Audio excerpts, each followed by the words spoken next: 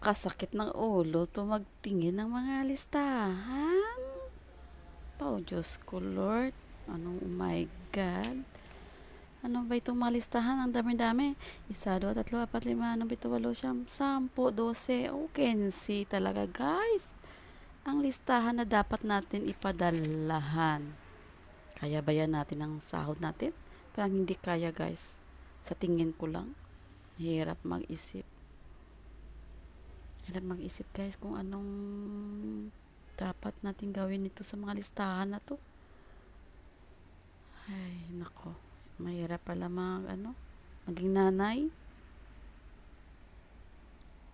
Mahirap kapag parang bangko ka, no? Hirap. Mahirap kapag bangko ka. Bakit? Ikaw wala kang bangko. Maghanap ka ng bangko mo para hindi ka magproblema. 'Di ba? Alam ko may bangko ka.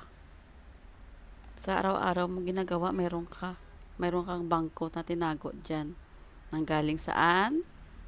Alam ko, mayroon ka diyan tinatago. Nanggaling sa mga earnings mo sa saan nanggaling? Sa yung mga earnings sa mga reels. 'Di ba? Share mo naman sa akin diyan, kahit isa lang.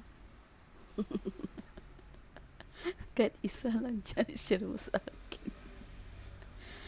Kahit 10 or 5 man or isa. Bigyan mo naman ako. Patikim naman ng mga tinatago mo dyan sa bangko. Kasi, hindi kasya yung listahan ko. Nagsusobra. Sobra na. Kita mo itong numero.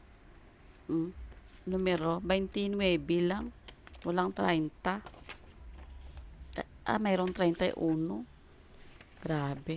Hanggang 31 ang listahan. Everyday mayroong may dapat kang i-survive. Pwede makahiram ng kahit isa lang, dolyares.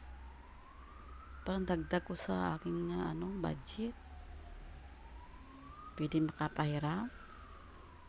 Ibuksan mo yung mga baon-baon mo dyan, sa mga baol mo dyan. Yung nanggaling sa earnings mo sa stars.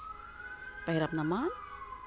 Para lang makadagdag ng aking mga needs sa aking mga kailangan buwan-buwan.